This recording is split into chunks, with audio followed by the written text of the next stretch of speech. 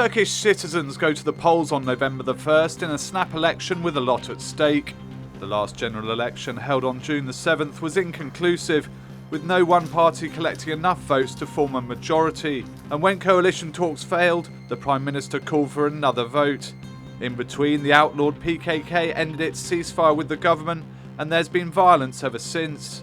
Many see Sunday's election as critical for the country's political and economic stability. Both are key elements of the manifestos put forward by the leading parties, as well as the importance of attracting young voters.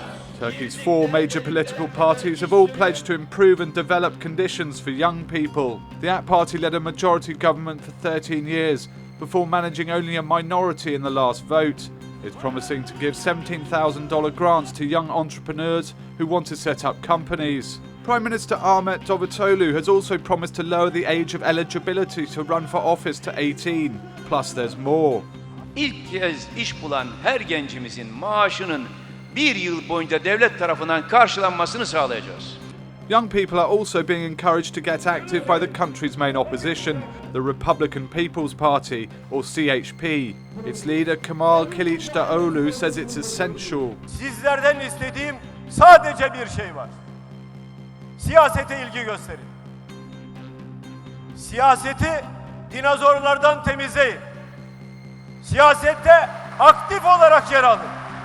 The Nationalist Movement Party, or MHP, is also offering money. It promises to hand out loans of up to $3,400 to students looking for a university education to be paid back after they find a job.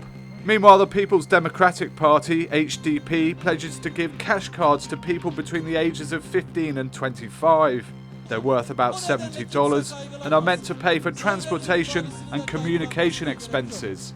So many elections are about jobs, and this one's no different. The AK Party is campaigning on the strength of its years of overseeing economic growth and promises to do more. It wants to increase the minimum wage and is offering up to $34,000 for female entrepreneurs, as well as up to $10,000 credits for artisans. Davutoglu has promised to increase pensions, as well as the salaries of security officers, teachers and some elected officials. The AK Party wants to raise the minimum wage to $442, while CHP maintains its promise at $510, while the MHP is offering an increase to $476. The HDP raised its pledge from $612 in the last election to $680 for this one. Beyond money, though, there's also need for security. Since July, there's been an escalation in violence and terror attacks across the country. That's prompted the parties to issue action plans on how to fight against designated terror groups like the PKK and Daesh. Teröre asla izin vermeyeceğiz. Silahlar gömülünceye, terör sona erinceye, bütün dağlarımız, ovalarımız, vadilerimiz temizleninceye kadar kararlı şekilde mücadele edeceğiz. Kökünü kazıdığı güne kadar Milliyetçi Hareket Partisi terörle mücadelenin yanındadır. The CHP's leader, Kemal Kılıçdaroğlu, is willing to ask for international help if needed, especially in the fight against Daesh, also known as ISIS. The co-chairs of the HDP, Selahattin Demirtas and Figen Yüksekdağ, are pushing for a ceasefire between the Turkish armed forces and the PKK.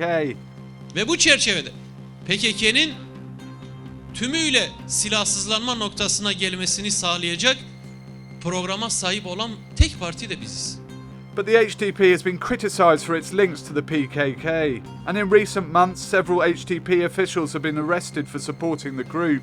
The promises have been made, the ballots printed, and on November the 1st all the parties will be hoping to improve their standings in a political environment that in the last few months has only deteriorated.